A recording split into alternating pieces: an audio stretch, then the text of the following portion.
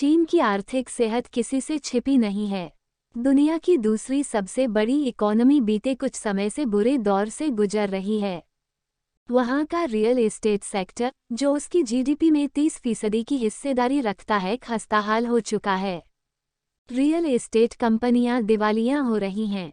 लोग खर्च करने की हालत में नहीं है, इसलिए घर खंडहर बनते जा रहे हैं।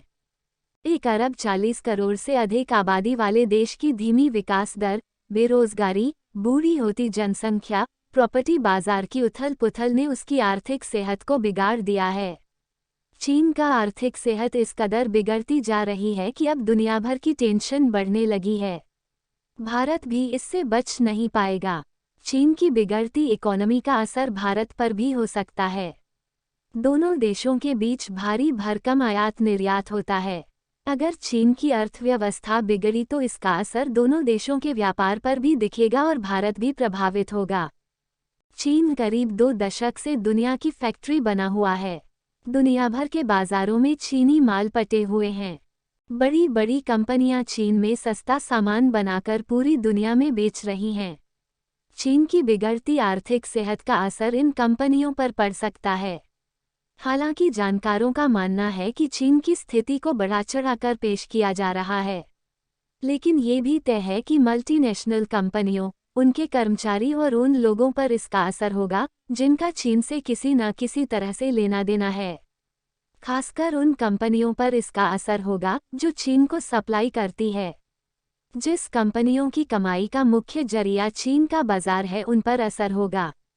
दुनिया में 1/3 ग्रोथ के लिए चीन जिम्मेदार है। ऐसे में अगर उसकी बिगड़ती आर्थिक सेहत पूरी दुनिया के लिए नई टेंशन बन गई है। अमेरिकी क्रेडिट एजेंसी फिच ने भी इसकी आशंका जाहिर करते हुए कहा था कि चीन की सुस्ती से ग्लोबल ग्रोथ की संभावनाओं पर असर होगा।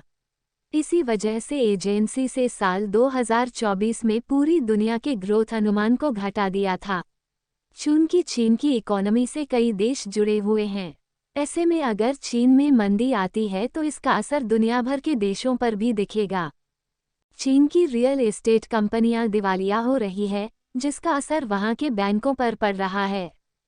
चीन के बैंकों ने जितना कुल कर्ज बांटा है, उसका करीब 40% सिर्फ रियल एस्टेट कंपनियों को दिया है।